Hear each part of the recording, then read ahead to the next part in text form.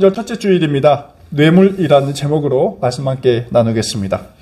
오늘 단편 영화 하나 여러분과 나누며 설교를 시작하고자 합니다.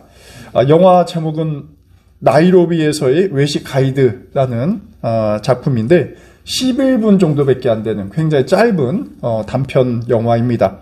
2021년 제작된 영화인데요. 이 영화는 케냐 나이로비를 배경으로 하고 있습니다. 어느 대저택에서 집주인의 차를 세차하는 한 집사가 등장합니다. 이 집사의 이름은 주마입니다. 영화의 주인공 역을 담당하고 있습니다. 신나게 콧노래를 부르면서 차를 닦고 있습니다.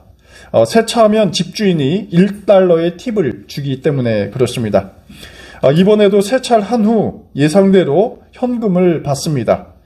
그런데 자세히 들여다보니까 이번에는 $1가 아니라 $10의 팁을 받게 된 것입니다. $10는 케냐에서 일반인이 팁으로 받기에는 굉장히 큰 금액이었습니다. 주마는 너무나 기뻤고 동료들이 눈치채지 않게 몰래 조용히 팁을 숨기게 되었습니다. 일을 마치고 집에 돌아왔습니다. 큰 돈을 팁으로 받은 주마가 집에 가만히 있을 수 없었습니다. 자신을 위해서 과감하게 투자하기로 결심합니다.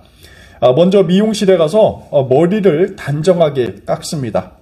그 후 양복점 대여점으로 향하게 됩니다.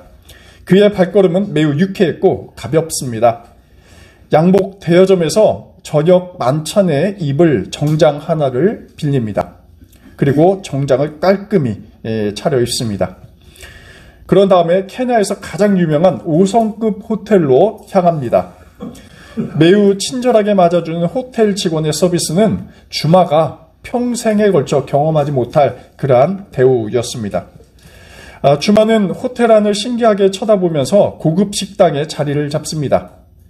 메뉴판을 받아들었지만 도통 무슨 음식인지 결코 알 수 없었던 주마였습니다. 그래서 주인공은 온갖 와인과 음식을 주문합니다. 그에게는 $10면 충분하겠지라고 생각했을지 모르겠지만 그 음식점에서는 한 잔의 음료조차 살 수 없는 그렇게 작은 돈에 불과했습니다. 주문을 받는 호텔 직원들이 두리번거리는 그를 좀 의심을 했습니다. 메뉴판도 볼 줄 모르고 음식도 모르니까요.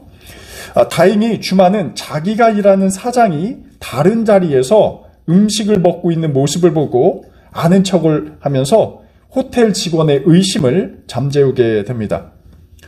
결국 음식을 개걸스럽게 다 먹은 주마에게 영수증이 날라옵니다. 영수증에 찍힌 금액은 $1,515.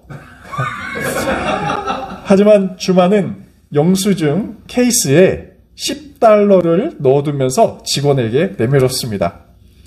당연히 직원은 황당해했겠죠. 결국 그를 경찰에 신고합니다.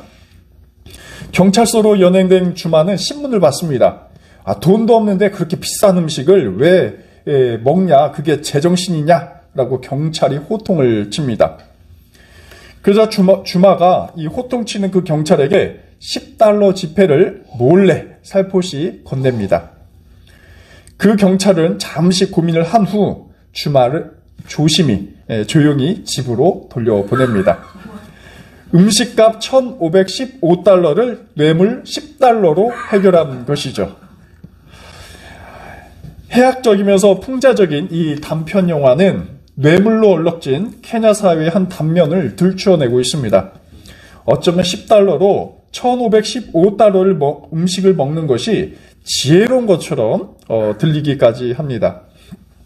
이 영화는 제목처럼 나이로비에서 외식을 하려면 이렇게 해도 좋다는 터무니없음을 비꼬는 것 같습니다. 결국 케냐 사회의 만연한 부패와 비리를 고발하는 것이죠. 뇌물이라는 단어가 있습니다. 자신의 뜻을 이루기 위해서 누군가에게 몰래 주는 정당하지 못한 재물을 말합니다. 특히 직무와 관련해서 불법적으로 거래하는 자금을 의미하기도 하죠. 이러한 이야기도 있습니다. 돈이면 천국 문만 열지 못하지 그 외의 문은 다 연다. 굉장히 재미있는 뼈가 있는 그런 이야기입니다. 돈이면 천국문만 못 열지 그 외문은 다 연다. 동서고금을 막론하고 뇌물이라는 것은 어쩌면 가장 효과적인 욕구 충족을 위한 달콤한 처방인 것 같습니다. 우리 현대 한국 사회는 어떨까요? 한국 사회, 한국 교회도 이 뇌물이라는 것이 가장 강력하게 효과를 내고 있어 보입니다. 공명정대해야 할 공직사회에서도 뇌물은 굉장한 효험을 발휘하고 있습니다. 친인척을 공공기관이나 정부기관에 등용하기 위해서 뇌물을 주고받는 일은 흔한 일상이 되어버렸습니다. 또 교육 공간도 마찬가지입니다. 일부 신학교에서조차도 이 교수가 되기 위해서는 이 면억을 기부금쪽으로 내지 않으면 어렵다고 하기도 합니다.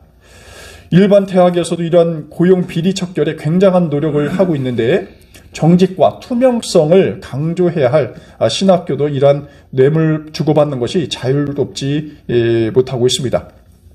교회 안에서는 어떨까요? 교회 안에서도 뇌물은 이 교회 신용도를 아주 갉아먹는 심각한 부정행위입니다.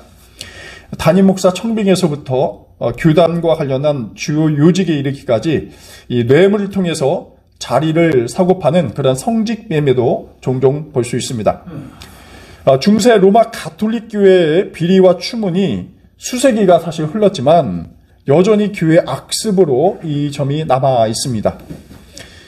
그래서 돈이면 천국문만 열지 못하지 그 외 문은 다 연다 라는 말이 빈말은 아니어 보입니다. 사회에 이렇게 만연한 비리, 이것은 결국 정직한 사회를 몰아내고 있습니다. 정직하게 공부한 사람들, 정직하게 노력을 해온 사람들이 피해를 입게 되는 것이죠. 일부 고위계층의 인적 관계와 뇌물과 같은 비리를 통해 자리를 차지하게 된다면 전 사회를 부패시키고 맙니다. 또 이러한 현상이 지속되면 누가 열심히 공부하고 누가 열심히 일하겠습니까? 뇌물을 거부하는 자는 사회적으로 밀려나고 주변화되고 말 것이고 정의의 사회는 결코 도래하지 않을 것입니다. 오늘 아침 우리는 두 성경 본문을 묵상했습니다. 신명기와 이사야 구절이죠. 두 본문은 공통적으로 하나님은 뇌물을 받지 않으시는 분이시고 뇌물은 의인의 정당한 권리를 뺏는다. 이렇게 분명하게 기록되어 있습니다. 우선 신명기 본문을 보도록 하겠습니다. 이 신명기 본문은 히브리 민족이 야훼라는 신이 누구인가 그렇게 정립해가는 알아가는 그 과정에서 신의 한 정체성을 이렇게 설명하는 장면이 되겠습니다. 17절을 보니까 하나님을 신 중에 신이라고 기술하고 있습니다. 당시 이스라엘 부족이 가나안으로 입성하기 전에 하나님이 누구인가를 지속적으로 이렇게 묻고 알아가는 것이죠.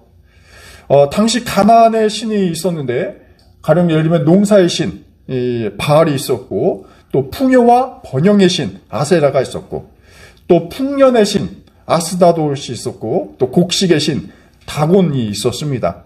모두 다 무엇입니까?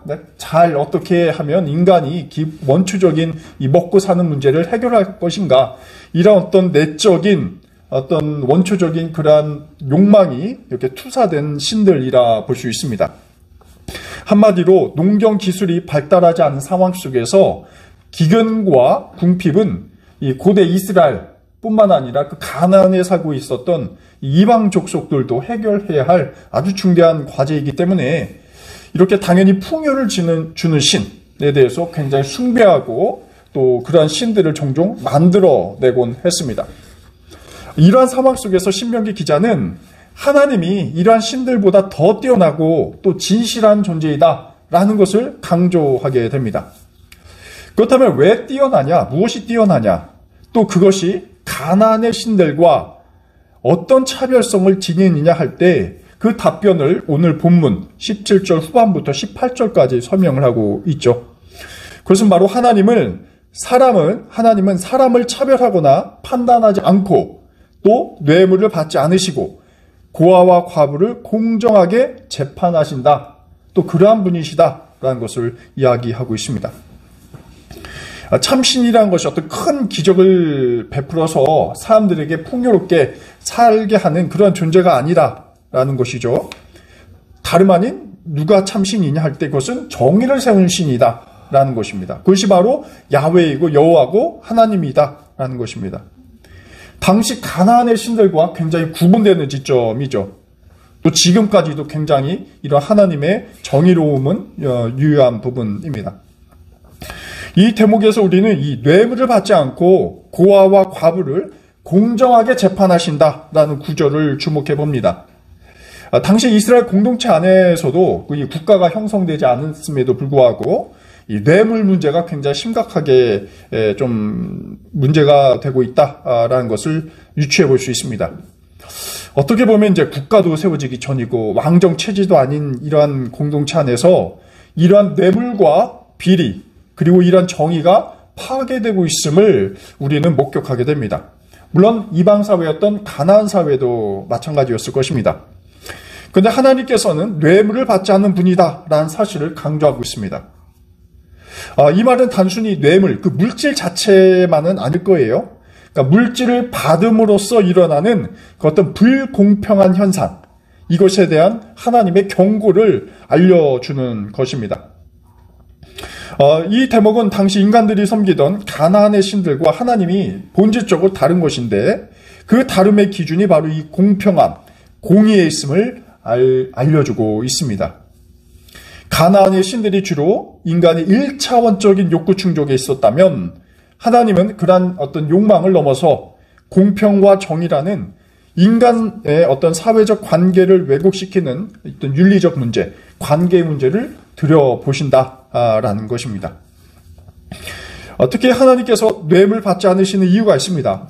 18절에 등장하는데요. 고아와 과부를 공정하게 재판하기 위해서입니다. 고아와 과부는 이스라엘 사회에서 굉장히 상징적인 의미를 담고 있죠. 이스라엘 공동체는 이 고아와 과부를 최우선적으로 배려해야 할 의무를 갖고 있습니다. 그것이 십계명이나 율법 속에 잘 담겨져 있죠. 그런데 만일 재판관이 뇌물을 받고 무고한 고아나 과부에게 불이한 판결을 내린다면 어떻게 되겠습니까? 그 공동체는 지속할 수 없습니다. 재판관은 자신의 이기심을 채우기 위해서 돈을 받거나 해서는 안 된다라는 것이죠. 또 그 누구도 재판관에게 뇌물 주어서도 안 됩니다. 왜냐하면 재판관의 판결을 왜곡시키고 구부리게 하기 때문에 그렇습니다. 그리고 또 이러한 판결은 고아와 과부 등 당시 사회적 약자의 삶을 박탈하는 최악의 행위이기 때문에 그렇습니다. 그래서 신명기는 하나님이란 존재를 굉장히 공명정대한 분으로 묘사하고 있습니다. 그리고 이런 윤리적 요소가 이스라엘 공동체가 반드시 준수해야 할 기본 요소로 세우게 되는 것이죠. 하지만 이런 신명기의 뇌물 금지에 대한 규정, 이것은 수세기가 흘러도 지켜지지 않았습니다. 우리가 두 번째로 묵상한 이사야서를 보면 이를 증명하고 있습니다. 이 구절은 남유다의 6가지 악행 중에서 사회 전반에 만연한 문제를 지적하고 있죠. 이사야가 남유다 왕국에서 기원전 8세기경에 활동한 인물이었는데 가나안 시대에 비교해 보면 이미 수세기가 흘렀음을 알 수가 있습니다. 하지만 어떻습니까? 그 악행이 여전히 뇌물에 대한 이야기가 빠지지 않고 등장을 하고 있는 것이죠. 이 이사야서 5장 22절 보니까 포도주를 마시고 독주 빚는 자들에 대해서 경고가 등장합니다. 이 대목은 술에 취하는 사람들에 대한 비판 그 자체는 아니고요. 술에 취해서 판단력이 흐려진 유다 백성들에 대한 경고입니다. 당시 유다 사람들은 술에 찌들어서 폭주를 하고 있었기 때문에 이 정신적으로나 이성적으로 합리적인 판단을 할 능력이 떨어져 있었습니다. 특히 23절을 보면 악과 선이 뒤바뀐 상황이 이 유대 사회에서 굉장히 빈번했음을 알려주고 있습니다. 또 그 배경에는 바로 뇌물을 주고받는 그러한 악행이 자리 잡고 있었던 것이죠. 앞서 신명기에 언급된 것처럼 당시 재판관들의 최대 덕목은 뇌물을 받지 않는 것, 공명하게 판결하는 것입니다. 뇌물은 이 밝은 자의 눈을 어둡게 하고 또 지혜자의 지혜를 흐리게 합니다. 죄인을 때로는 악인 의인으로 둔갑시키고 또 의인을 정죄하게 만들게 되는 것이죠. 하지만 유다 백성들, 특히 재판관과 고위공직자들은 이 뇌물로 문제를 해결하려고 했고 또 관리들도 앞다투어 뇌물 주고 받기를 즐겨 했습니다. 이는 단순히 어찌 보면 이제 윤리적 문제일 수가 있겠죠. 법적인 문제가 될 수 있겠죠. 하지만 이사야 이 예언자는 이 문제를 뇌물 주고받는 행위를 신앙의 문제로 이렇게 풀이하고 있습니다. 왜 신앙에 있어서 이 뇌물 주는 것이 문제냐? 왜냐하면 사람들이 뇌물, 이 돈으로 정의를 사는 행위는 공의의 하나님보다 돈의 신, 맘몬을 더 숭배하는 것이기 때문에 그렇습니다. 그래서 이사야는 이 사회적 문제를 이 신앙의 관점에서 지적을 하고 있는 것이죠. 불의의 시대 속에서도 공의를 사랑하는 의인이 당시 존재했는데 바로 이들조차도 뇌물로 인해서 인정받지 못하고 있는 상황을 잘 묘사하고 있죠. 오히려 뇌물을 비판하거나 또 정의롭게 살아가는 이들이 불의한 자들에게 오히려 박해를 받고 있는 상황입니다. 뇌물로 공직에 들어선 이들이 도리어 열심히 노력해서 공직에 들어가려는 이들을 조롱하게 되는 것이죠. 개혁성경은 이러한 상황을 의인에게서 그 공의를 빼앗는도다라고 기록하고 있습니다. 그러니까 의인에게서 그 공의를 돈으로 빼앗게 되는 것이죠. 처음에는 뇌물 고발하거나 정의로운 방식으로 살아가는 자들을 협박하거나 위협합니다. 또 뇌물을 주어도 된다, 주고받아도 된다, 이 정도쯤은 괜찮겠지 하면서 회유도 합니다. 또 자신들과 같은 악인으로 만들어 버리게 되는 것이죠. 또 이조차도 안 되면 아예 의인들을 사회에서 축출해 버립니다. 이것이 과연 어떻게 가능할까? 바로 그것은 재판과 고위공직자들이 뇌물로 맺어진 그 가족이기 때문에 그렇습니다. 그렇게 불씨만큼의 정의도 뿌리낼 수가 없게 되는 것이죠. 우리 현대사회로 한번 들여다보도록 하겠습니다. 우리 신앙공동체, 또 우리 사회를 들여다봅니다. 과연 하나님의 정의는 살아있는가? 뇌물이 통용되지 못하고 바른 판단으로 과연 정의가 세워질 수 있을까? 우리가 이런 질문을 던질 때 그렇지 못한 모습을 우리는 사회 곳곳에서 목격하게 됩니다. 하지만 우리 신앙공동체는 하나님을 따르는 그런 존재로서 공의를 어떻게 드러낼 것인지, 그리고 자기 개혁을 통해서 하나님의 공의를 어떻게 드러낼 것인지 고민할 필요가 있습니다. 한국교회 초기 모습을 한번 들여다봅니다. 1897년, 지금으로부터 약 130년 전인데요. 우리나라 최초의 개신교 신문인 대한그리스도인회보라는 신문이 있습니다. 1899년경에 이 회보에 굉장히 흥미로운 기사 하나가 실리게 되는데요. 당시 메간 매직이 성행했던 그때에 어느 지방 군수로 임명된 양반이 부임을 거부하고 자신을 더 열악한 영남 지역으로 옮겨달라 요청하는 기사가 실렸습니다. 왜 그랬을까 한번 이 신문에서, 기독교 신문에서 분석을 해요. 알아보니까 그 이유는 이 부임받은 그 지방에 예수교 신자들이 너무 많았다라는 겁니다. 자신들은 무단으로, 이 군수는 무단으로 백성들의 재물을 빼앗고 또 뇌물을 받아야 하는데, 당시 예수교 신자들이 이런 부당한 행위에 대해서 좌시하지 않기 때문에 자기가 더 이상 있을 수 없다라는 것이죠. 그래서 임지를 옮겨달라는 요청을 한 것이고, 이 기사를 바로 이제 이 기독교 신문에 기사화하고 있습니다. 적어도 당시 이 초기 우리 그리스도인들은 이 부정부패를 용납하지 않았음을 이런 이야기를 통해서 알게 됩니다.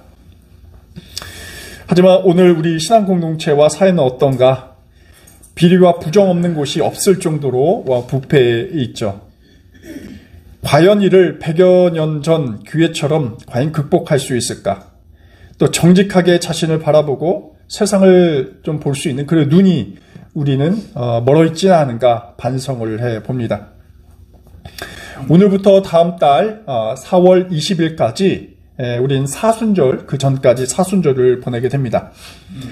예수께서는 우리 안에 불의한 마음과 그 생각과 행동과 단절하길 원하고 계십니다. 우리 낙산교회 교우님들께서 우리 교회와 사회에 주님의 정의를 통해서 부패가 바로 잡히고 또 건강한 사회가 될 수 있도록 기도해 주시길 간절히 빕니다. 기도하겠습니다. 주님, 당신께서는 뇌물을 받으시는 분이 아니십니다. 당신께서는 고아와 과부와 무고한 자들을 보호하시고 공의를 실현하시는 분입니다.